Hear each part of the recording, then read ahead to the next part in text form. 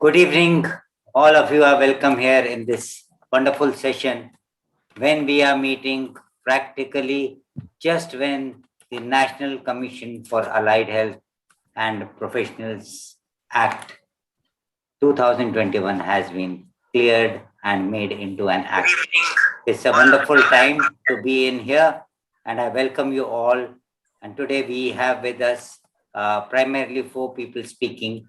One we all know, Professor Monica Chaudhry, who has been into education for long. She'll talk about the impact on education. Ajeet sir, Mr. Ajeet Bharadwaj has been there, who has been fighting for the cause and knows so deeply the aspects of how the public policy and this act will go. And we have a special guest, Mr. Kaptan Singh Sehrawat, who has great knowledge of how the commission will work, and we'll have some input from him. And great thanks to Oli, who always organizes these meetings so well. Thank you. And I hand over to Monica. Thank you so much, Rajesh ji. Of course, we'll not be wasting time. We all know each other. This is a profession where optometry is talking over.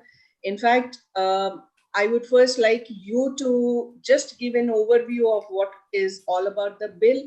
And then I would like to invite Sehrawat ji, who is actually the General Secretary of Joint Forum of Medical Technologists of India. And he's also the President of Indian Confederation of Medical Laboratory Sciences. The reason we are calling him is, of course, the technical officer in Kalavati Saran Hospital. The reason he is here with us is, of course, because it's not talking about a bill which is only for optometry today. It is now talking about 56 professions together. And one after the other, we need to know each profession which is going to join together and bring in this commission. And you never know which is the profession who's going to be sitting next to you talking about your aapke saath baith ke ye policies ikathi banai jayenge. So I think the platform where we will have one by one these leaders, हमें भी ये समझना है कि medical lab technology क्या कर रही है, या फिजियोथेरेपी क्या कर रही है, या रेडियोलॉजी क्या कर रही है. So Mr. Sehrawat represents radiologies and many joint forum of several professions. So I think we can, if you permit, begin with him only to tell us the background. And इनकी background आज से नहीं है. He has been involved in all this since 2007 or 2009 में भी जब ये bill put up हुआ था, ये तब भी उसके साथ थे. And a few questions in general which we would like to talk, because इन्होंने बहुत काम किया है background में for this bill. So welcome Sehrawat ji, and thank you. आपने ये time, I know working day है और आज आप इस तरह से time निकाल रहे हैं. The purpose, few things that we would like to know, in fact आपकी हर बात हम जानते हैं एक meaningful है, is wanting to know from you is commission, bill, act, आप इसको कहाँ देखते हैं, और आप इसके बारे में अगर हाईलाइट करें कि जो ये बिल है ये कमीशन किस तरह से वर्क करेगा और किस तरह से ये प्रोफेशंस को इकट्ठा जुड़ना है. Over to you, Mr. Sehrawat. Thank you, ma'am, and good evening to all of you. It's really a wonderful opportunity for me to discuss this common issue right now, legislative issue, in fact. So finally, we got it after several years of struggle, and I hope today we are here to share our perspective on upcoming challenges and possibilities, in fact, regarding this allied health sciences or whatever healthcare professions. So before we start talking about various aspects of it, though, I think you are expecting me to speak, I think, limited to our organizational approach only at this point of time, because now various speakers are here with us and we would like to share their views also. So from my perspective, I think it would be better for me to share our this struggling journey of last, I think, 10-15 years, where we had started this forum in 2008. And since beginning, we are working together with various similar allied health sciences streams. So that time it was due to mindset, it was not like allied health science. Now we are promoting from allied health to healthcare profession. But initially, if you look back into 2007, then different challenges were there. That time all were classified as paramedical staff at the time of 2007 bill, Paramedical and Physiotherapy Central Council bill. So really it's a nice opportunity and wonderful discussion. Thank you, ma'am, once again that you have planned to organize this important discussion. So we under Joint Forum of Medical Technologists of India are also planning to organize a national level discussion, inviting all stakeholders so that we have a broader understanding of all provisions, sections of this bill. And it's not possible today to share all issues together. But yes, we 4 or 5 people will try to understand what are the possibilities, what are the upcoming challenges, and what are the what should be the approach from our side, being a organizational leader.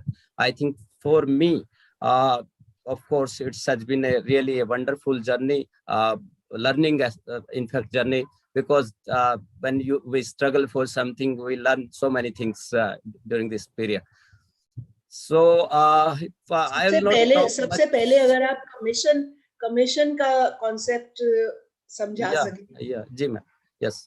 So why I'm coming on the same point, why it's a unique and different kind of thing, because earlier we are simply demanding a council. That by experience, government has changed that approach also. Earlier, all these regulators are now being changed into commissions. Even I think you must have been aware about that process, that government is also changing the Indian Nursing Council Act also. They are making a national commission for them. Process has already been started. And shortly, the similar commission will be there for nurses also. Already NMC is in place. So they have already changed the MCI, means revamped the process of regulation for medicos.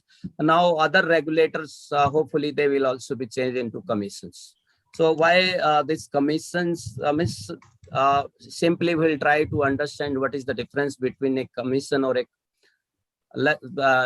erstwhile council, not a council of today, but earlier the councils, most of the councils were established, I think 50 years, 60 years back.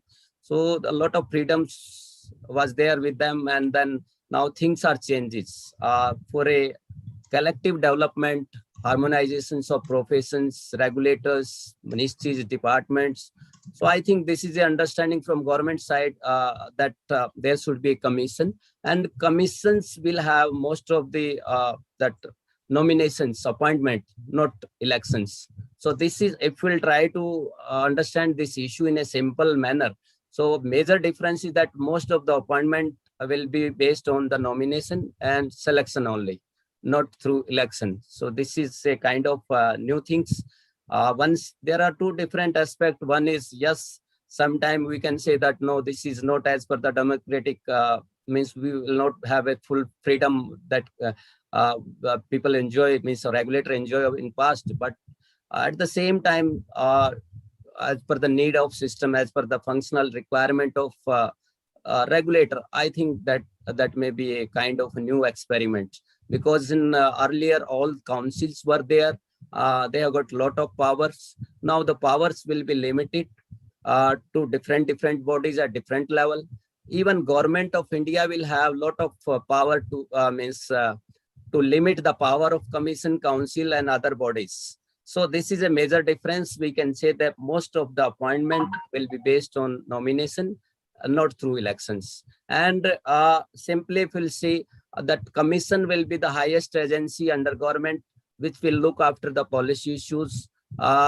Under that only there will be different kind of mechanism. There will be advisory council, then stream specific council will be there.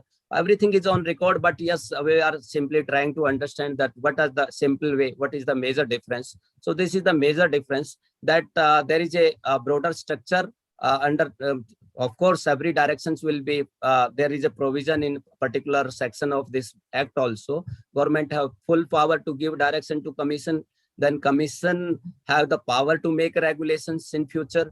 Then of course commission will have a lot of power, but not 100% power as was possible in earlier regulators. So then subject means team specific councils will be there, and then different committees and subcommittees will be there. So this will be a big framework of regulation and standardization, both way.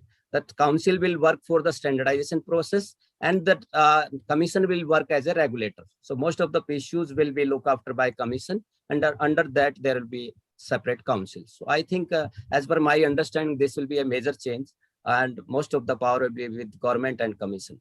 So you think this change is going to be in favor of the profession, because now we will have more representation in the councils, and that hierarchy system where there was a corrupt system, I would say, ye corruption bhi kisi tarah se kam rahegi when a commission and these councils form? I think yes, that can be a major change, and that can be, there are always two sides of means two aspects of everything. So at this point of time, I think when there was no mechanism, I think let us have a experiment with this also, because earlier when there was no council for us, now for me I'm looking forward for a betterment, because actually most of the regulators are in process of revamping. So this is a right time for us, because now at least at this stage we can say that already there is a provision in NMC. Why that provision cannot be implemented in our commission? So at the same time we can compare with other established streams which are already established, already are regulated.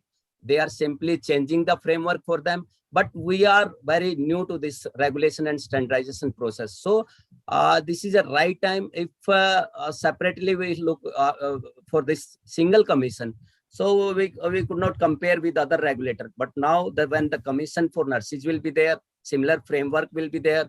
If they are getting all benefits and privileges under that commission, at the same time we can also bargain collectively. If we are united, if we have a broader understanding, comprehensive understanding towards promotion of healthcare services, definitely we can bargain with the government that we are now 56 categories under a single commission, and at the same time you are regulating a particular category in a similar commission. So if we are really united and we take this as a comprehensive measure for promotion of our allied health sciences, then we can ask so many things, because already there are provision for NMC, there will be provision for nurses and NMC. So a lot of things will be there. Thank you, Sehrawat ji. Just to summarize what wonderful information you have given us. Earlier, there has been a concept of councils. Councils were held by the professionals. Now, this council is superseded by a commission which is held by the government. So the control is with the government at the apex now. And it is so believed, as you have said, that various councils had some troubles with the corruption and other things, and government believes that they will control corruption by being there, and government is not going to be corrupt like anyone else. So thereby the government has taken over the controls, not only of this, but for many other professions also. And now to get things done, we all need to be united so that we can emphasize on the government, which is all powerful, and then have our things done.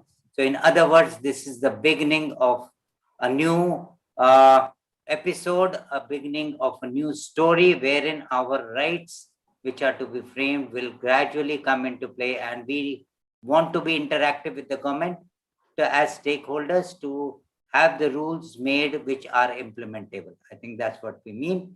Thank you. Thank you so much. Monica, anything from your end? I would like Rajesh sir you to take over, but a quick question for Sehrawat ji. इसका constitution क्या होगा? इस commission में power government में कौन-कौन लोग होंगे जो इसको कंट्रोल करेंगे?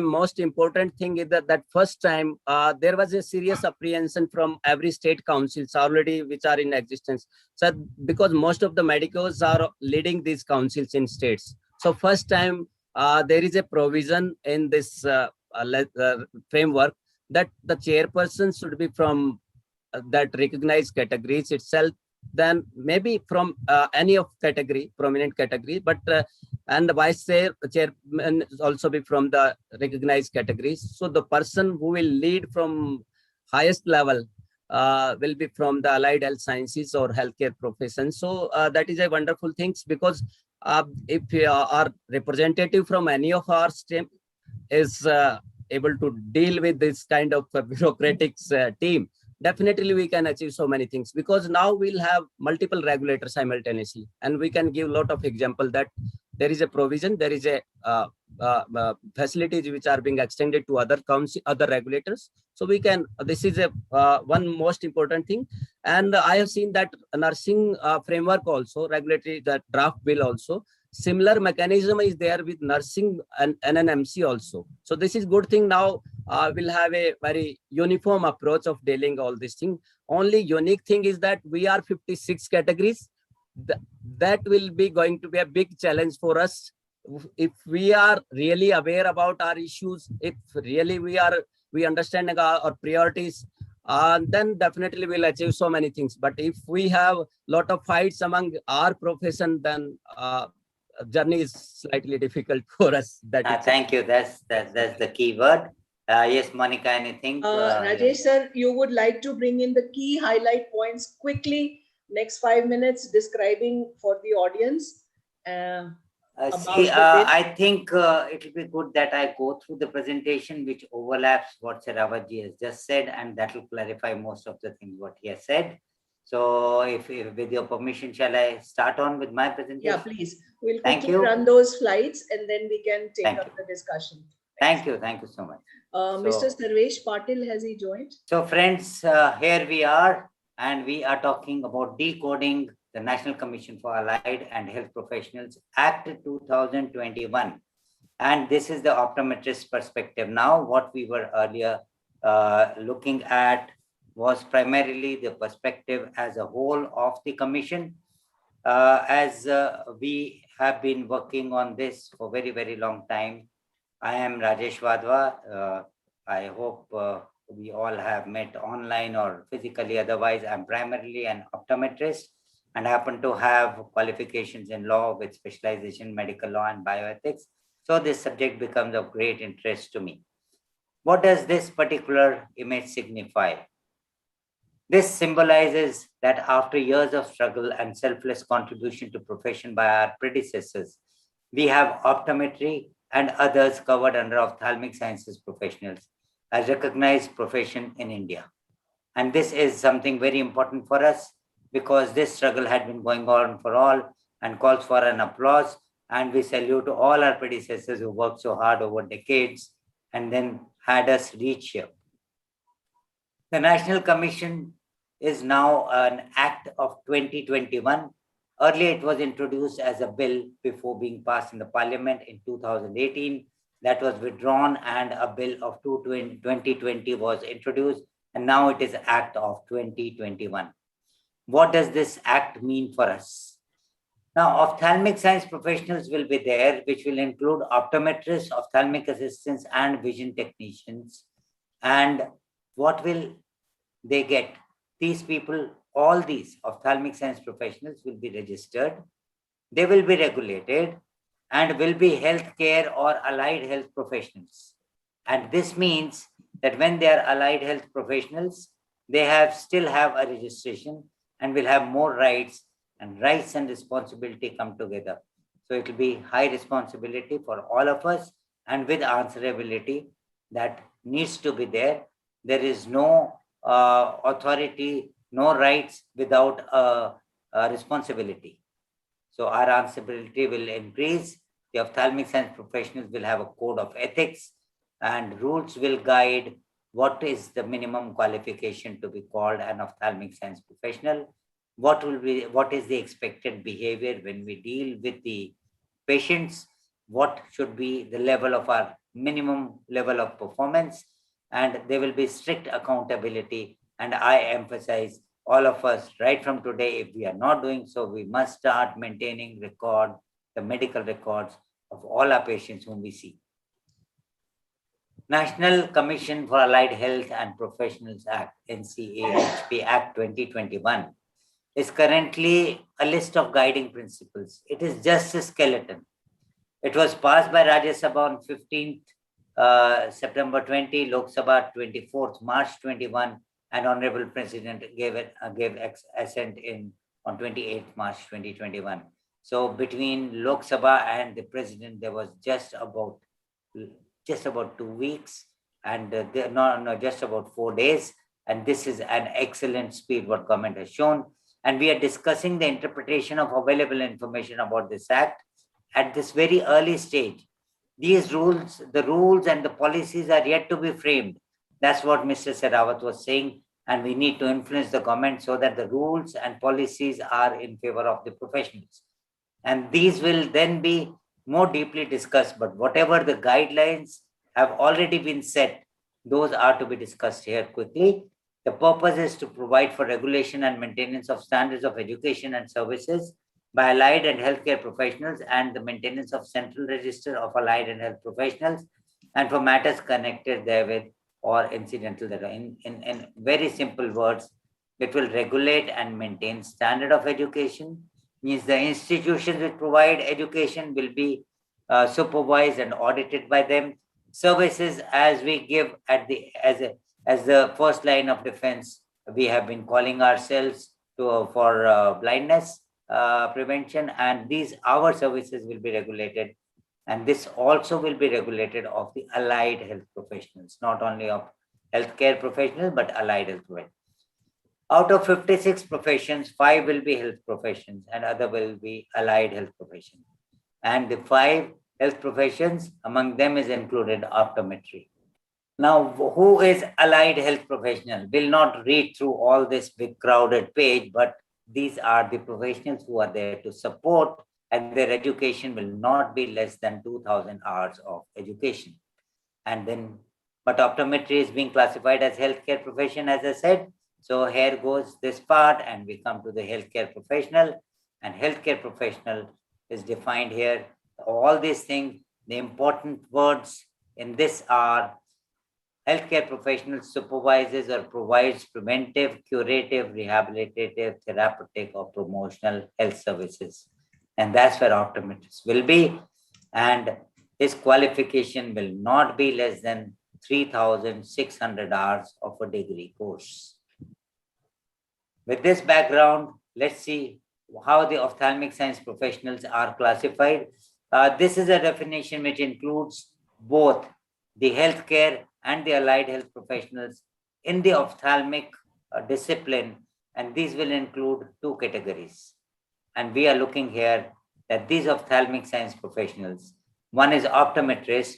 There's an international standard classification of occupations which is adopted by International Labour Organization or ILO, and optometrist is at classified at code 2267. On the other hand, ophthalmic assistant and vision technician are classified at 3256 ISCO code. All the professionals who are starting their code with 22, they have an independent and therapeutic right and independent practice, while all whose classification starts with 32, they are to work under supervision of others. So optometrist has been classified as an independent practitioner. So they are called the healthcare professionals. Now, duty of National Commission. At the national level, what we used to say the Central Council, this is the National Commission now, and it will take all steps to meet its purpose and its whatever the coordinated, integrated development of education standards, everything, whatever its targets are. But National Commission is not going to be there in every state or every place. For that, they will take help of the state councils. Now, these state councils will ensure that the functions they achieve the purpose of the Central Council or the National Commission, as we said, and thereby the state council will be the one with which we will interact. They will enforce the professional conduct and code of ethics and etiquette, as we said earlier. They will ensure that minimum standard of education is maintained by every institution, and every qualifying person will have to sit through an entry examination, which will be common, and there'll be an exit examination also. This exit exam for licensing will make sure that the competencies are always maintained. State Council will also inspect institutions and register the allied and healthcare professionals in the state. They'll ensure compliance of the directives issued by the Council, and they'll perform such other functions as may be entrusted to them by the state government or as may be necessary for the implementation of the act. So it's the State Council which will be the real workforce, and they will report to the National Commission. The register, state register, will be where we all will register as professionals or for optometrists as healthcare professionals, and we will register, and this particular register will be populating the central register or the National Commission register. So the central or the national register will be populated by state register. We register ourselves just with the state, and that data will reach there. Name in register, a person will be entitled when he makes an application, a payment of prescribed fee to the state government, and he holds a recognized allied and healthcare qualification. So this, with all this, every person as above who offers his services on or before the commencement of this act, within 2 years from such commencement, will be registered into this. And the renewal will be required every 5 years, and that will be done with the State Council by payment of specified fee and any other condition which the State Council may state. What about foreign qualifications? This foreign qualifications will have a recognition as per reciprocity. If a particular country has an equivalent qualification as ours and they recognize our qualification, then we will also. So that's done by the central government, the Union Government of India. So this is one aspect. Second is a citizen of India who holds the corresponding qualification referred above shall be entitled for registration under this act in a manner which will be specified. So those rules and policies are yet to come, but reciprocity will be dependent on the government of India and that country's government's mutual understanding and MOUs being signed. Now, let us not take this very lightly. If we look back in childhood, we used to have this He-Man as the real hero who said, I have the power. And this AHP Act grants adequate powers to the Council to enforce the provisions of the Act, and this should not be taken lightly at all. Offenses and penalties not registered was falsely representing that one is registered. Suppose someone is not registered and he says, oh, I am a registered person, I'm going to examine eyes. First conviction will be with fine which may extend up to 50,000 rupees and may also include about 3 to 6 months of imprisonment. On any subsequent conviction with imprisonment which may extend to 6 months or fine which will not exceed 1 lakh rupees. And currently there is a lot of, there are 2 places where this has been mentioned. At one more place in the Act, it is mentioned up to 2 lakh rupees fine may be there.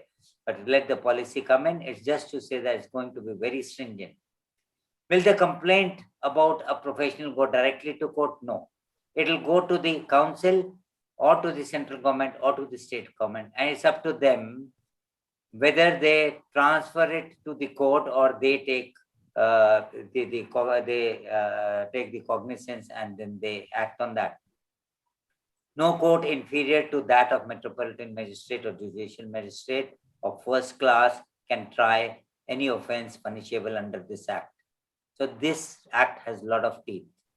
So there are certain miscellaneous legal issues of which we would say no civil court shall have jurisdiction to entertain a suit regarding why the name was removed or refused for entry. Suppose we apply at they say, no, we can't have you in the register. We can't enroll you, but we can't go to the court. We have to convince the council itself why the name should be there. We cannot go to the court who will direct the council to put the name or why it was removed to go back. That cannot be done.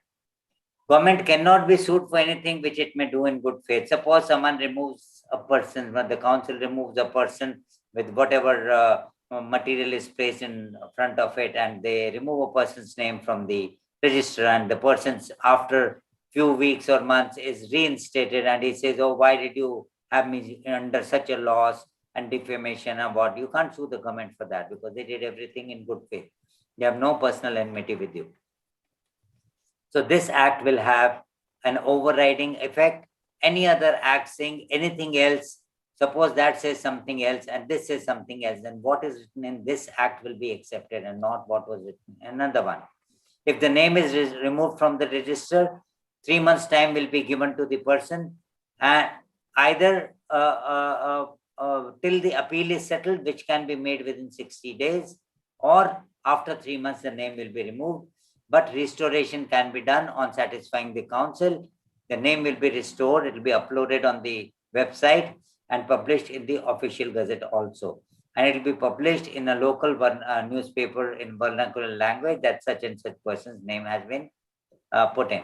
And these registers will be in public domain. You can see the national register and the council listing of all the enrolled people in here. State councils will be constituted. This is just a recapitulation by the state within 6 months from March 2021. So by September, state councils will be in place. Anybody wanting to open a college or institution cannot just open and then take an application. A prior permission is required now. The council will see whether that many number of colleges or institutions are required.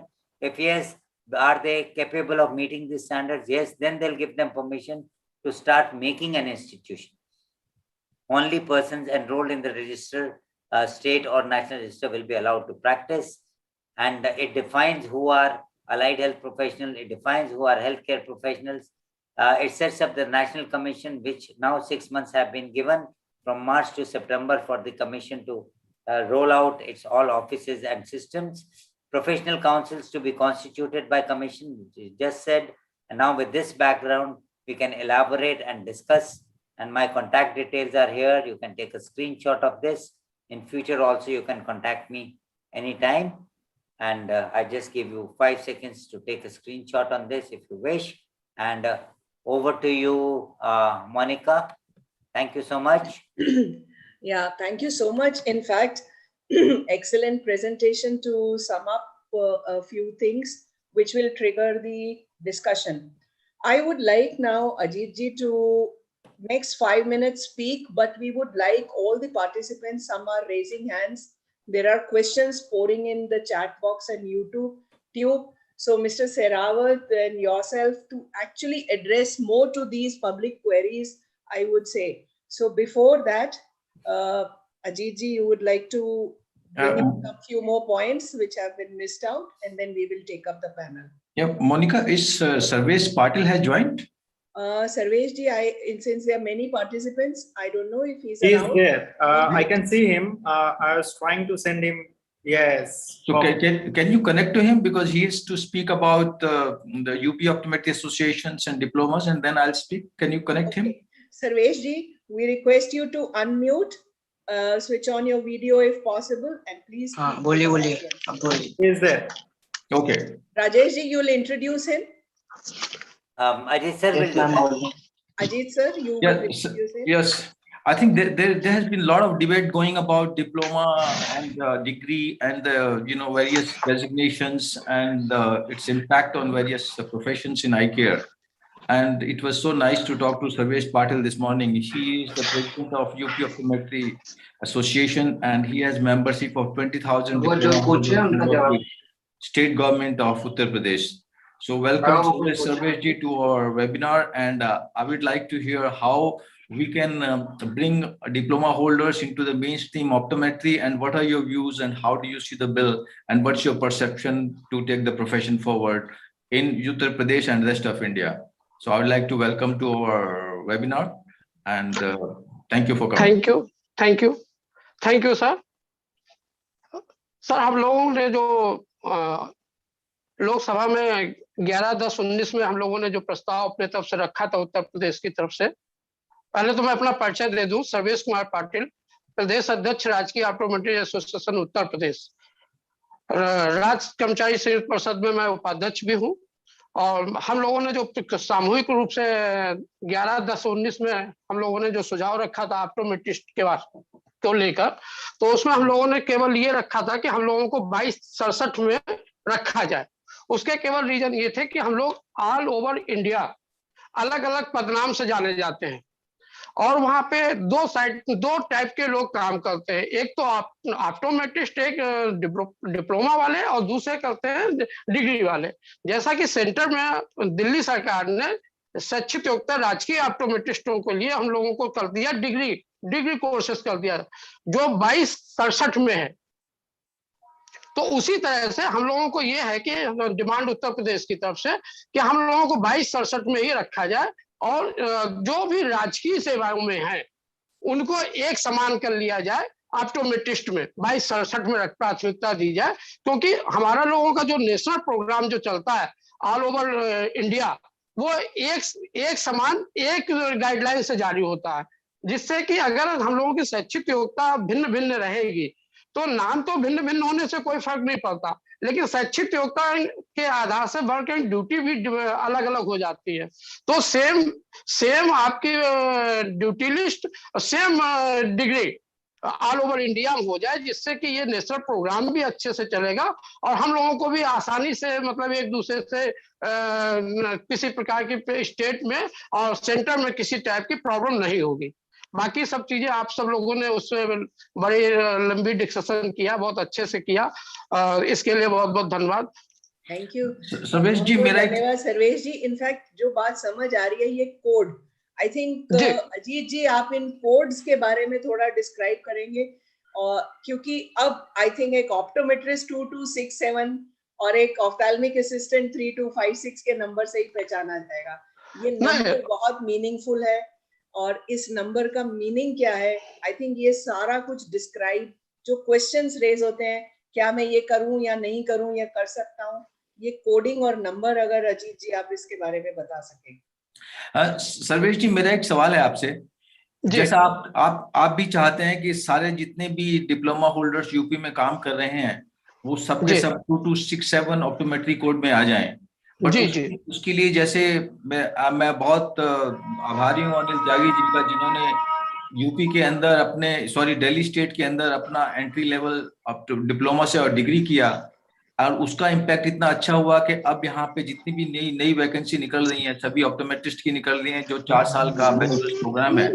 तो उसको आप कैसे upgrade करना चाहेंगे? Because government की requirement 3600 घंटे की है और आपके जो ऑप्टोमेट्रिस्ट हैं शायद उनकी क्वालिफिकेशन और उनका एक्सपीरियंस उतना नहीं है, तो उसके लिए क्या किस तरह की ट्रेनिंग आप लोग लेना चाहेंगे या कैसे किया जाए, उसके ऊपर आपका क्या ओपिनियन है? उसके लिए 2 विकल्प हैं। जो गवर्नमेंट सेवाओं में लोग हैं ऑलरेडी उनका इतना अनुभव हो गया है काम करते, जैसे आपके संज्ञान में मैं डाल दूं 22/2267 में हम लोगों का जो ड्यूटी लिस्ट बनाई गई उत्तर प्रदेश शासन द्वारा भी जारी कर दी गई, वो 2267 में की ही ड्यूटी लिस्ट है।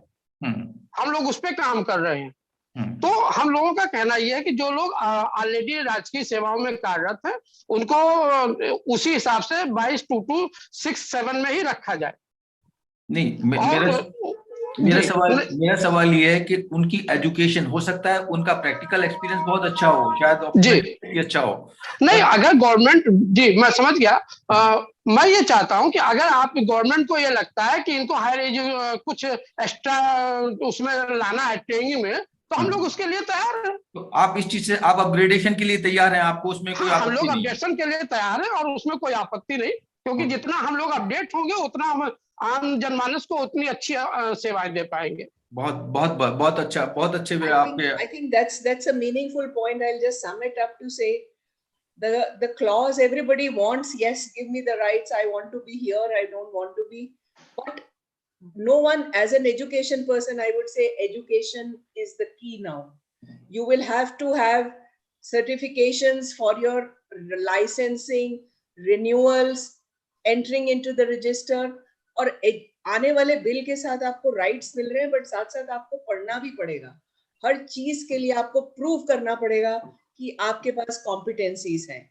अगर आप ये कहें कि मैं डिप्लोमा से डिग्री की तरफ जाऊंगा, उसके लिए एक रास्ता शॉर्टकट नहीं है। Education upgrading, upskilling is the key message जो आने वाले हर फ्यूचर हम में से सबको करना पड़ेगा. एक फैकल्टी बनने के लिए भी अब एंट्रेंस एग्जाम होगा और हर स्टूडेंट जो पास आउट होगा वो एग्जिट एग्जाम देगा, whether it is X Y Z any university. वो स्टूडेंट को उस यूनिवर्सिटी ने जिसने भी पढ़ाया है वो सेंट्रल एग्जाम देगा और तभी वो ऑप्टोमेट्री के लाइसेंस के लिए एलिजिबल होगा. I think Ajeet ji, we are try to cut short because सबके लिए evening time है, dinners भी आ जाते हैं. तो अगर आप 10 मिनट कर दें, फिर question answers जो बहुत लोग question पूछ रहे हैं, we would like कि मैं और ओली उसको moderate कर सकें जो chat box. Okay, Monica, let me, I'll give you a brief, discussion on 2 points. One is the issue of the grandfather clause, which has been raised by many diploma holders and many optometrists, senior optometrists to me, that we should get the rights based on the grandfather clause. Let me tell you the challenges of this. Do you know that there are about 5 lakhs opticians in the country prescribing glasses and contact lenses? Do you know all of them are pressurizing, putting a lot of pressure on the government that they want to continue with those rights under grandfather clause? And if you are given a grandfather clause, why not all the opticians will be given the grandfather clause? Have you ever thought about it? So the key issue today is that we have to move ahead based on the competencies and skills and not on the designations, not on the titles, what your diploma or your degree says. Number 2 challenge what we face, not nationally but globally, in the rest of the world, optometry is educated and regulated profession. When I was in World Council, I always faced a challenge or kind of a discrimination that a country like India, which has such a huge population and which claims that they are the leaders in eye care, their standard of optometry is just 2 years of duration. And after 50 or 70 years of this struggle, today is a time that we need to upgrade the profession. We don't want to be called that the optometry has different levels in India after the bill has passed. We have to upgrade from 2 years to 4 years. And it cannot happen on the grandfather clause. It can just happen if there is a uniform degree course, uniform entry level for all the jobs. When you go for a government job, if your entry level is diploma holders, your pay scale will be much lower. You will get a very different pay scale. You have to realize that. Anil Tyagi has done such a wonderful job in Delhi state that he worked so hard and he single-handedly made entry level of optometry in Delhi state jobs, Delhi government jobs to 4 years. What impact it has on the status of optometry. He's raised the bar, raised the status, raised the employment opportunity for optometrists. Not only he did that, he upgraded all his members to 4 years program. You have to applaud his effort on doing something good, but we have not realized till date. And this is the model that every state associations need to take forward. We can't leave our diploma holders behind. We have a responsibility towards each and every one of them, and we make sure that each one is upgraded to a level that optometry becomes a 4 years program. What he has done in Delhi, we would like that every state associations take this initiative in every state and upgrade their all diplomas to degrees, upgrade their degrees competency of the degree holders. And that is the only way we can upgrade our status, not only nationally, but globally. What is going to happen? I will just tell you, Rajesh has talked something very technical. I'll tell you what in a very simple format, how the bill will impact and what all is going to happen. I'll just start in the next 60 days from between 1st of April, May end. Within 60 days, government will constitute an interim commission. An interim commission will be given a responsibility to create a national commission. Who is an interim commission? 2 professionals, 2 AHP, 2 optometrists, 2 physiotherapists, 2 medical lab technologists, 2 from each of the recognized categories. Not only optometrist, maybe one optometrist with degree and one from ophthalmic assistant category will be invited to be in the interim commission. So 2 from each recognized category will be nominated, not elected, but the government will choose you from your profession and put you into the interim commission. It will be, the interim commission will be for 30 members. 10 will be the ex officio. Ex officio means the people working with the government, like joint secretaries and additional secretaries, and 20 will be the allied health professionals. What they will do is just that they will form further national commission. And what will happen? This will all happen in Delhi. I'm just starting first what will happen in Delhi and what is happening simultaneously in states. This interim commission will constitute a national commission. And that is what the responsibility of formulations of all policies, all regulation, every rule of which state government will follow will be constituted by this commission. In National Commission, from where will they get input? National Commission will make sure that within short possible time, every professional, every recognized categories will have, which it means there'll be 10 professional councils created by the National Commission. So National Commission at center in Delhi will constitute a professional council. So how it will impact optometry? Optometrists will be under a ophthalmic council. As your name is in the recognized categories of ophthalmic sciences, you will have either ophthalmic sciences council or ophthalmic council as the government suggests the name. Who will be, how many optometrists will be there in the professional council? Minimum of 5 and maximum of 35. 4 to 24. Minimum of 5 and maximum of 25. Why I'm saying 5 and 25? Because there'll be minimum 4 persons or maximum 24 persons. From all the categories, means when we have ophthalmic council, you will have, maybe if we have 3 professions under it, you may have 8 optometrists, 8 ophthalmic assistant, and 8 vision technicians. And out of these 24, there'll be 1 president, and this president will rotate every 2 years. 1 2 years term, maybe an optometrist is the president. Next 2 years term, ophthalmic assistant will be the president, and the next term, vision technician could be the president of this ophthalmic council. This is what will be constituted by the National Commission. And National Commission, from where it will get input, we will have an advisory council. This again will be in the center. National Commission will be about 13 normal members who are the permanent members. Most of them, except the chairman and the vice chairman. Chairman and vice chairman are from allied health professions. But rest of the 11 members are all ex officio. Ex officio means joint secretaries, additional secretaries, maybe people representing NGOs, people representing a different dean of the medical college, DGMS, DGHS, and all the 5 joint secretaries, additional secretaries. So about 11 of the ex officio, but 2 people who will be heading the National Commission, chairman and the vice chairmen, are allied healthcare professionals.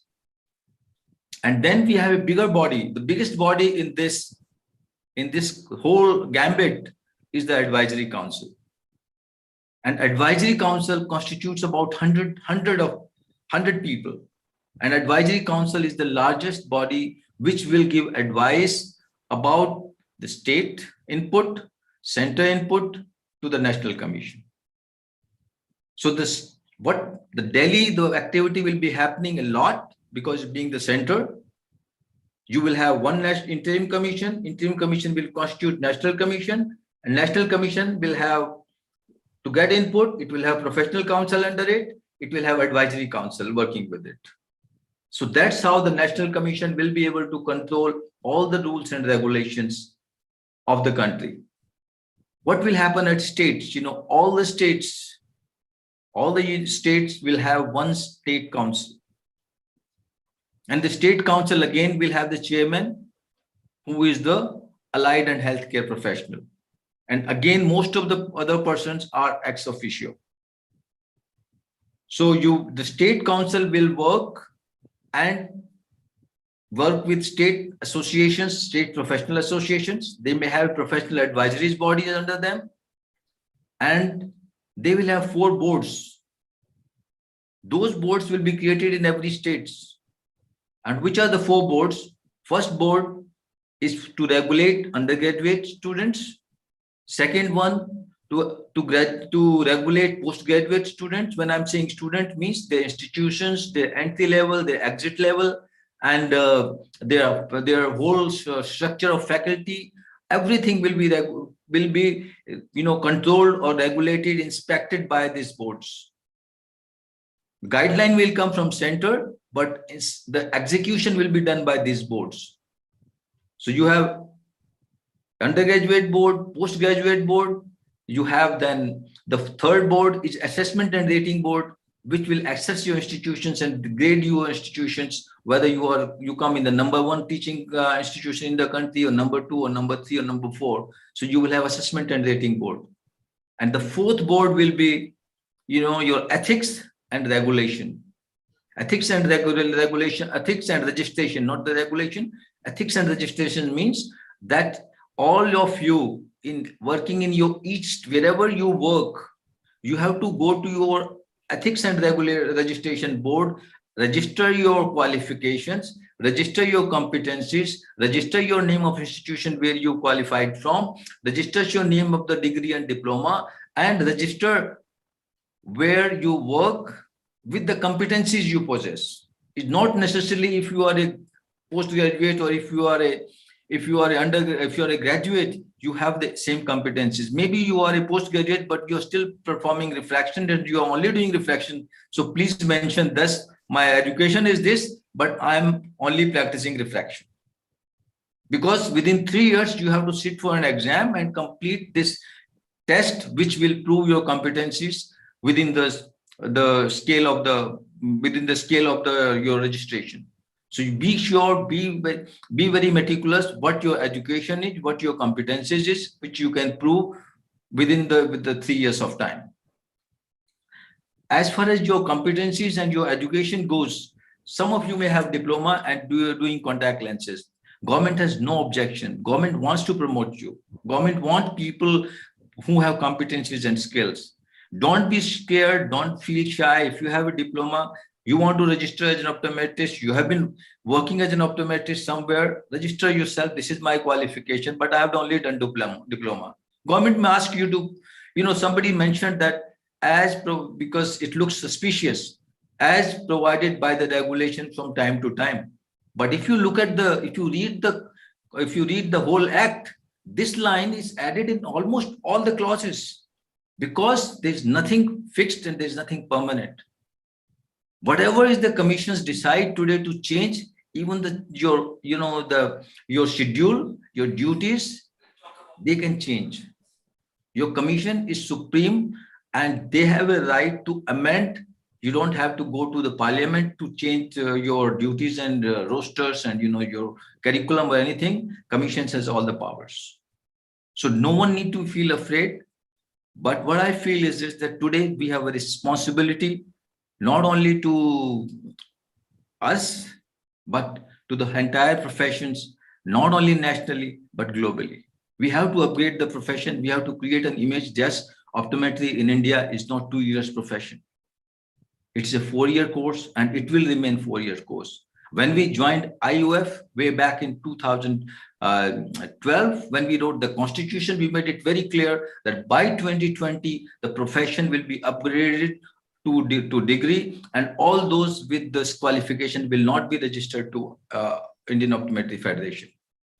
Even when we had met a joint secretary, she even issued a letter that all the courses in diploma should be upgraded to degree program. I remember you may see some letter written by her, because unless your qualification doesn't improve, you cannot improve the service eye care delivery to the citizens. You cannot improve your status in the society. If today you are under pressure, you want to make it a 2 years diploma course as an optometrist, tomorrow you are going to suffer because government will say you are 2 years old, because the government will look at the entry level and your competencies at 2 years. If you're in a government job and you say the optometrist 2 years qualifications, they will give you the grade which is the lowest for 2 years. They will not upgrade it. Where will you go? So my suggestion to all of you is, as Mr. Patil has said very clearly, that either take online training, offline training. You have competencies and skills. You have been in the profession for longest period of time. Why are you shying? Upgrade your skills, sit for an exam and upgrade yourself. You still have 3 years time to change, to upgrade your status. So I think that's what I just want to cover. And very well explained. I think it's so much clarity that you have, Ajeet ji, about telling. And I think it's again and again, it's not one webinar. There'll be many times when we need to, because the anxiety is people are worried, but I think it's a win-win situation for us. It's nothing bad. And of course, Sehrawat ji would add in, I have some people, I think we'd take up more question answers and do a discussion. To first begin with, we have our dear friend Nag, who's raised his hand. Probably he wants to make a comment or would like to say something. So Oli, if we could unmute, I'll ask you, Nag, to come forward. We've unmuted you and you can speak up. Thanks, Monica. And I wanted to actually bring the national education policy point here, because when they are making the act, and if you look at the different professionals they keep, and I'm sure there will be also linked to the national education policy. In the national education policy, there is an exit option for each and every student at various levels. Example, if somebody wants to exit with 1 year of education, then they will be given a certificate. If somebody exits at 2 years, they will be given a diploma and so on. So in the national ophthalmic personnel, under national ophthalmic personnel, we have 3 categories. So the point here I would like to make is we have to come to a common understanding what is acceptable for our profession. Example, if we say that if somebody wants to exit with 1 year for various reasons, okay, then that person, I'm sure in the current scenario, we will not be able to keep him in under any cadre. So we have to say that, okay, if you want to work under the ophthalmic professionals, then you should have a minimum 2 years of diploma. Then you may work under VT or OA. But if you have a minimum 4 years of graduation, then you can work under Optom. So this is the way, if you have a common consensus, I'm sure the National Council may take or may look into this, but this will be really helpful for all of us. And one more point I would like to make, my second point is, I'm sure no one will be asked directly to come and sit for exam. There will be definitely some training programs will be arranged and people will be taught by the expert faculty, and then only there will be an exam. This is my understanding. Thank you. Yeah, thank you so much. I think before we take up the question, and Rajesh ji and Oli, I would request you to moderate the session. Sehrawat ji, क्या आपके यहाँ भी यही problem है कि there are degree holders and diploma holders, और आपका क्या पर्सपेक्टिव है कि इसकी प्रॉब्लम कैसे सॉल्व होगी? I think, ma'am, regarding this ISCO classification, most of the issues arise just because of this ISCO classification. So people are enjoying, they are saying that we are healthcare professional. But as far as my understanding regarding this ISCO is that this was in fact, this provision was added at last stage. Again, that will create a lot of issues. But anyway, at this point of time, it's not a right way of discussion. So I would say that even in very reputed regulators like England, they have regulators. Many other European countries, they are already having powerful regulators there for health streams, various streams. For example, there is a biomedical laboratory scientist in England. That is they are having professional degree in medical lab sciences. That is a protected title over there in biomedical laboratory scientist for medical technologies. Then there is a specialist biomedical scientist. They are not following any such kind of ISCO and anything, such classification which was decided way back by ILO, not by WHO. Now, most of these agencies, even at international level, they are deliberating this issue. Even that are one of our federation, International Federation of Biomedical Laboratory Scientists, that is having more than 55 countries are part of that. So they are not following this kind of any mechanism. But anyway, because it's a first time happening in India, we are more than 56 categories.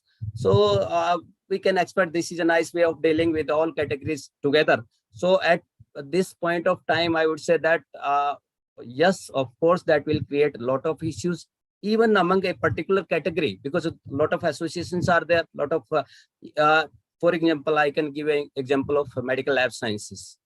Most of the programs are now shifted from diploma to degree. That means those who are having these degree programs, most of the degree programs are now fulfilling that criteria of healthcare professionals. So what is the meaning of that classification? When most of the, even in central government hospital, basic recruitment qualification is Bachelor in Medical Laboratory Science, which will now be a 4-year programs. So even for central government hospital, even for AIMS, even for this INIs, everywhere the qualification has been changed to degree. And as far as diploma is concerned, that is in a very dying stage. Only few institutions are having this entry point qualification of diploma. And certainly after some time, as per the recommendation of ministry, hopefully all these diploma programs will be scrapped. But the thing is, at the same time, there was a point from some colleagues from this panel that as per national education policy, again, there are some provisions at certificate level. If you exit from certificate level, then you will be given certificate, then diploma level, exit also there, then degree level. All these provisions are already there. Sehrawat, So it sorry. is Sorry just to let me interrupt. just let me. So Okay, there will be always this discussion at the right time when the council will be there, the commission will be there. This is all apprehensions are there regarding ISCO and all this classes. For me, for my organization, though under joint forum, we are dealing with 5 national level streams, means national level association together. So it's going to be a big challenge. But again, it's because our leadership are very confident about all these challenges. So there won't be an issue. I hope there won't be an issue. Later or sooner, we'll be able to understand all these issues. And after some time, when commission will be there, council will be there, there will be a lot of discussion and solution will also be there. So I hope things will be settled soon. Thank you. I think it is too early at this stage. जो हम सब लोग apprehensions हैं, वो policies defined होंगी अभी. उसके बारे में ये सब anticipations हैं और ये सब आगे आने वाला time जो वो council members होंगे और representation होगा commission को, वो decide करेगा. Rajesh sir, you would like to moderate? Many questions coming. Okay, many questions are coming in, and I would suggest that we have quick answers to these questions. That's very important, so that each one of us get enough time to come back again, and we'll just have the panel to quickly, and not only from the panel, if there's somebody who can answer better, please raise your hand. Okay, first question comes from Yogeshwari. It says minimum salaries will be agenda in the commission or not, and what's the advantage of being under health and not under allied health? So to answer this quickly, I would say yes, minimum salaries will be finally defined, but more important is the job opportunities will increase. A person walks into an optical store, says, I'm an optometrist, here is my certificate, and this is my registration certificate, please give me a job. He has no way of finding out right now whether it's genuine, not genuine. Now they'll be in public domain. He just clicks, puts in the name or that, and he'll see on the screen whether actually this man is qualified, what are his real qualifications, all his history will be there. And the advantage will be being under health will mean that you have independent rights, and being under allied means you'll work under supervision.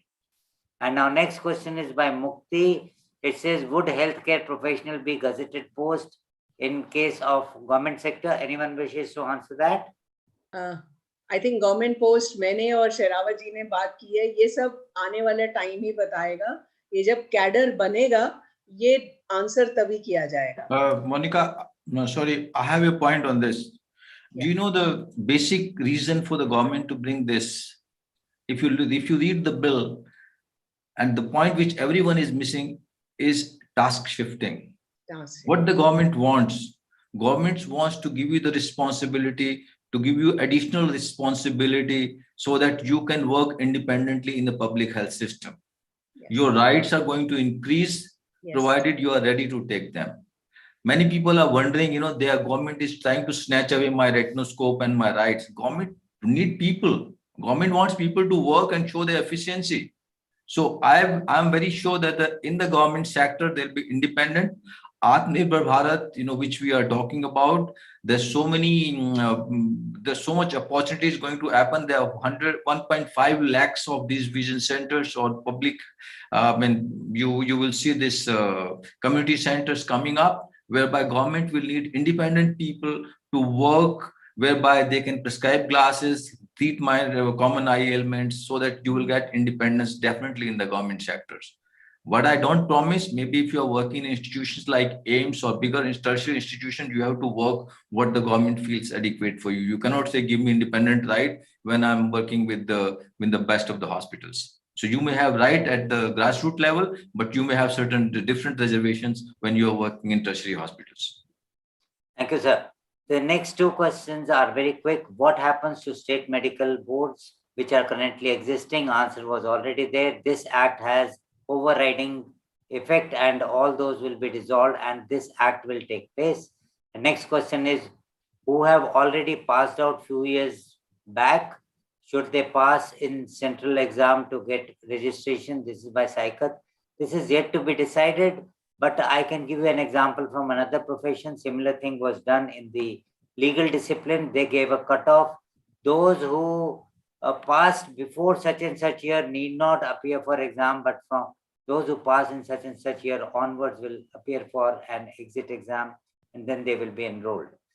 Next question is from Bharat and it says, my question is to Ajeet sir, and it is, if there will be exam for registration, then how much time frame can we expect it to happen?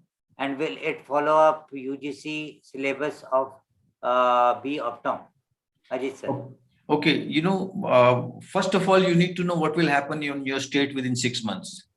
As per the act, within 6 months, all states will have their state council.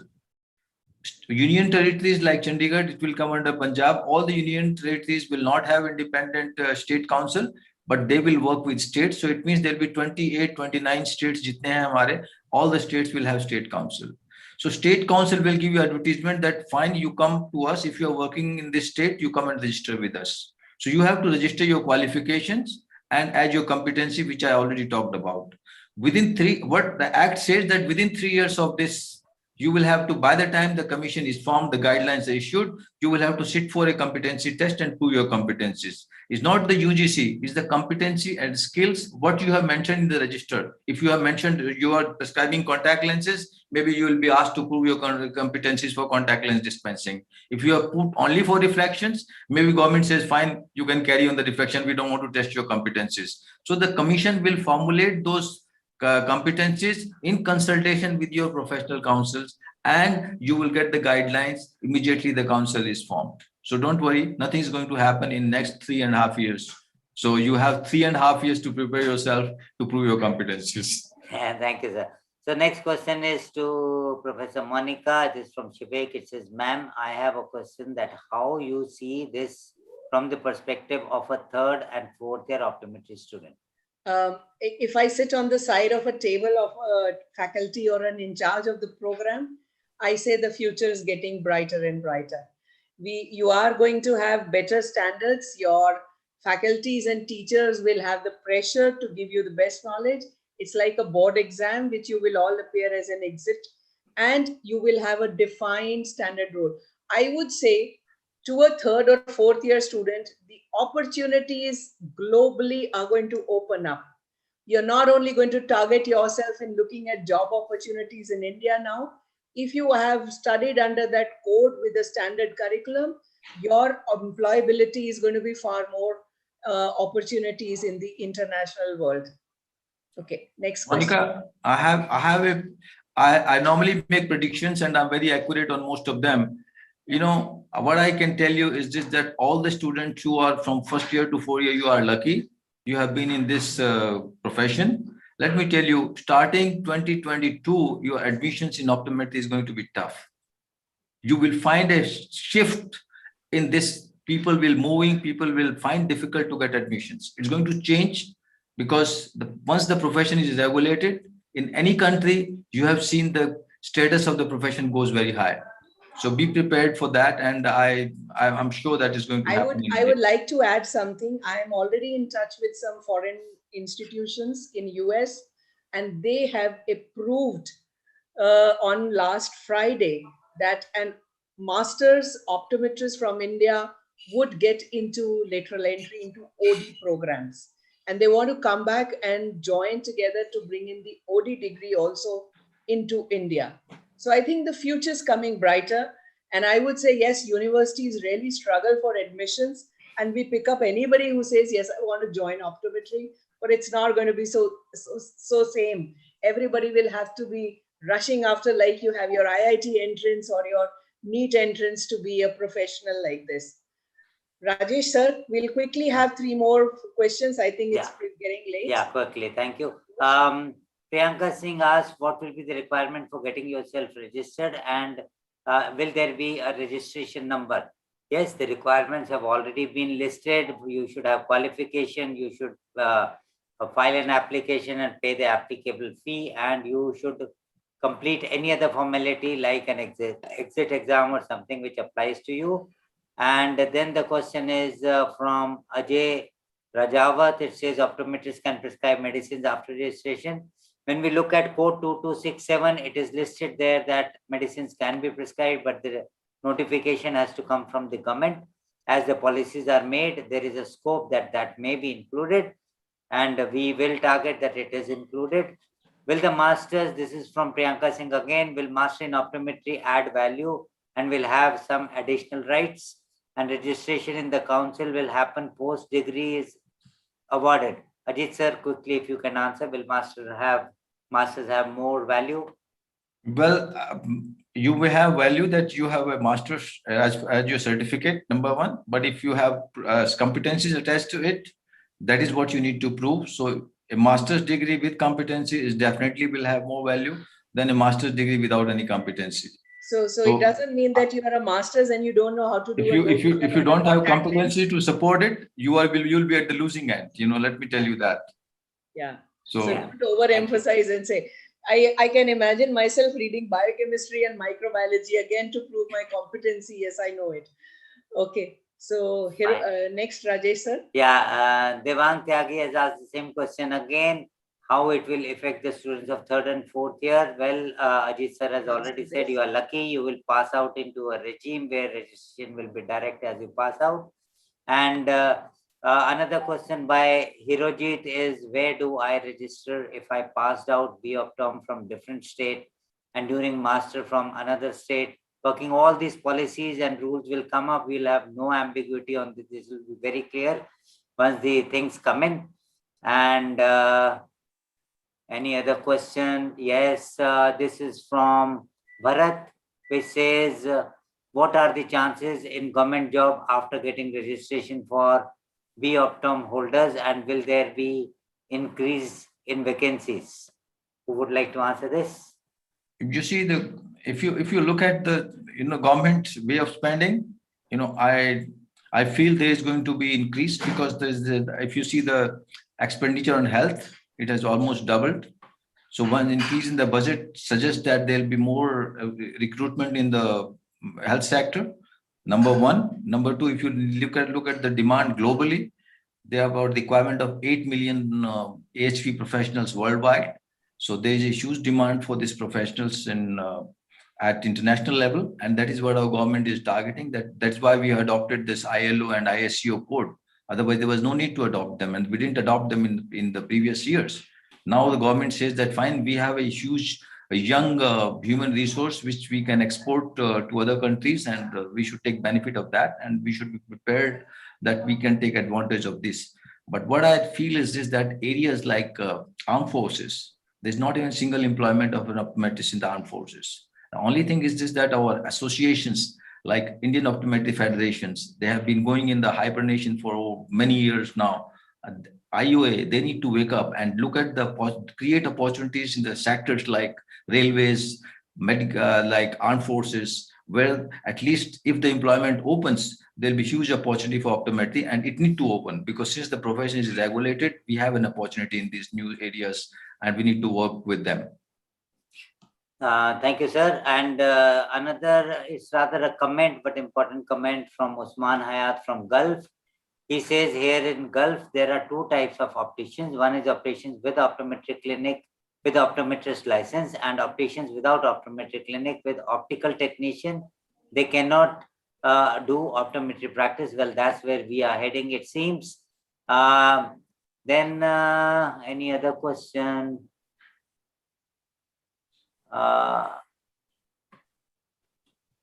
The question is if optometrists. Rajesh sir, I posted a couple of questions from YouTube to you. Yeah, please go ahead, because this is practically I posted to you. You can take them up. Okay.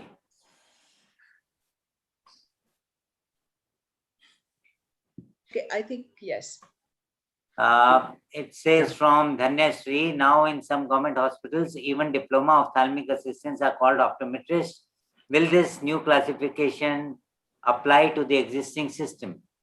Well, Ajeet sir. What is the question? I want to hear. Question is, in government hospitals, some ophthalmic assistants are working on the post of optometrist. Well, I'll tell you my experience. When we were fighting in the Delhi High Court, we said that we need those rights which were given to optometrists. Ministry of Health replied that we have not, people are making these titles themselves. We have not given optometrist title to anyone. We have not given them any duty in the past. We have not given this title. So anybody who is saying this, that this, my course, I doubt that any of them has been given a optometrist title in past. I really struggled in AIMS to even change our jobs, like experience holders like Monica. She was not given an optometrist title after many years of service. So I don't think in past it was done. So now things will change, and that can only happen if rules of entry level changes to 4 years program. So I don't think this question is correct, that they with the diploma they are given optometrist title. Rajesh sir, we can quickly have one or two or major questions. Of course, we will come back. That's the promise again to the audience where we couldn't, or we'd like to reply in the YouTube session with these questions. Because so two final questions. One from Fani Krishna Threya. It says the physiotherapists are having a commission in their name directly, but in our case, the term ophthalmic has been added as an intervention of. What do you have a comment about this? Yeah, I think that ophthalmic sciences word is majorly confusing some of them, where they feel that physiotherapists have been given the classification grouping as physiotherapists, but we are ophthalmic sciences. No, it's right, because they were physiotherapists are more united, they're more cohesive force than optometrists were. So that is whatever you do, what you get the same. When you have so many divisions within your professions, you will feel the same. Even today, I can see differences cropping up between diploma, degree, ophthalmic assistant, optometrist. So this is all created by us. Why are blaming the government for this? So that's about practically the questions. All other. I think we are overlapping some of them. I think we are to end up this session and conclude. We'll have the concluding remarks from you, Ajeet ji. Before that, I would like to thank Sehrawat ji, who has spent time with us. And his mission and goal is joint forum making all of us come together. So we would like you to unmute and give us a concluding remark or whatever you have to tell this profession, so that we are today representing the health and allied health professionals together. Ma'am, thank you for giving me again this opportunity. Actually, I have also a question from Rajesh ji.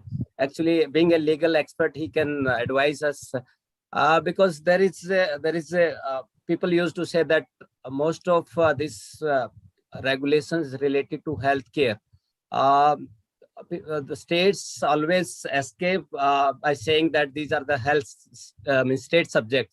So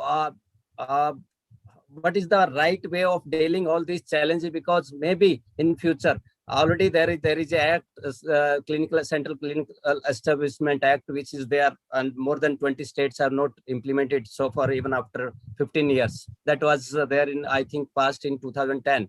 So now, even after passing of 10 years, more than 20 states have not implemented that act, and that is purely related with healthcare establishments. So that is a health subject. So in present case also, though, there is a clear mention in that act itself that yes, within 6 months, state will have to establish a national level, means the state councils. There is a provision without any doubt. But the thing is that whether they will implement this or not, and if they are not going to implement it, what are the right way of dealing legally? Because yes, we can go to court and we can ask for the direction. That is fine. Provisions are already there, and we can approach to court, Honorable High Court also of respective states. So what is the other way of, and what is that, why, is there any possibility that they can escape from doing that, means implementing this process? So this is my question.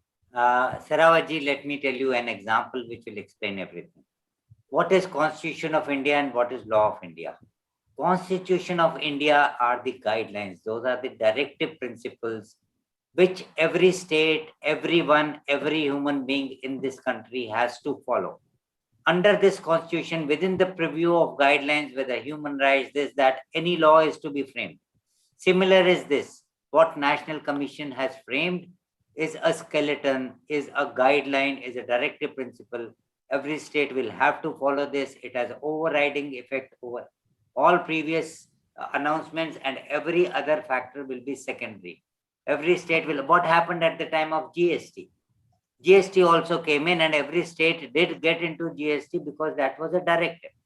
This is a directive and no one can escape, and every state will have to do.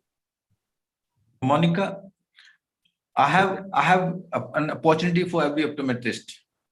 Okay. But one, I have multiple opportunities to share.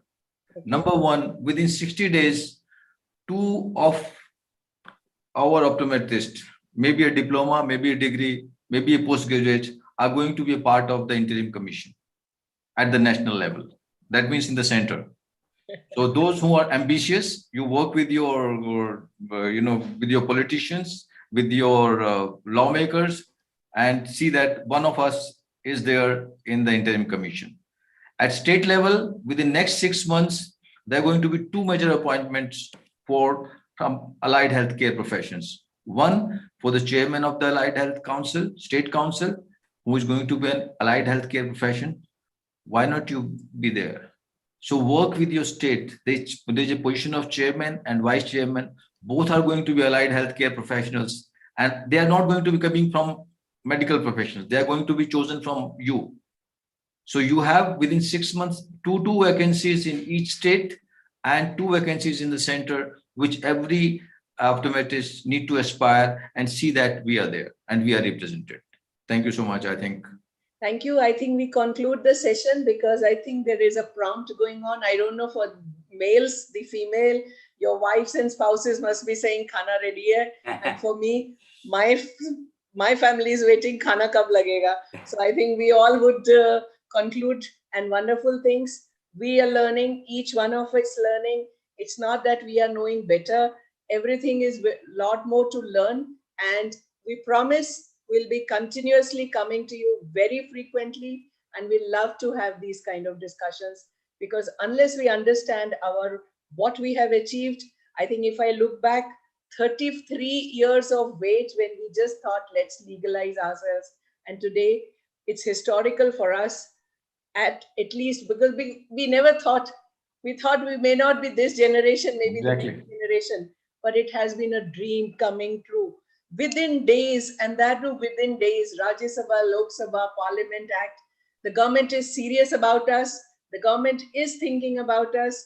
They want the healthcare system to be improved, and it definitely is a positive step. There is going to be no negativity. Let us think how we take advantage of it. Monica, just when you are closing, I have one joke to share with you.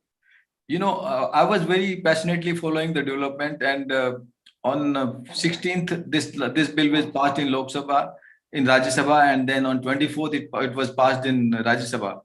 So I was checking, I was trying to know when the president is going to sign. So I had some connection in the president house. So I called my friend there and I said that this is the bill and when the president is going to sign. So this was, I think it was on 26th, I called him. So he said that the president has gone for bypass and he's in AIMS, and it's very unlikely that, he will sign any bill in AIMS before 30th, because 30th is surgery. And so I posted that on the group. And I don't know how important the bill was. Maybe the president called the file on 28th and he signed the bill. So one of the optometrists said, why the president signed the bill when he was in the hospital? So maybe all the leaders who are working in these 26 professions. So we are being sometimes blamed for something where we have no control. It was really like we wake up one fine day and we say, yes, the bill is signed. The bill is signed. Thank you so much, everybody. Thank you, and thanks to Oli also. Oli, thank you very much for. Without you, nothing can happen. You are the backbone for all of us to bring this message. Oli hai to mumkin hai. Thank you all. Thank you. Thank you.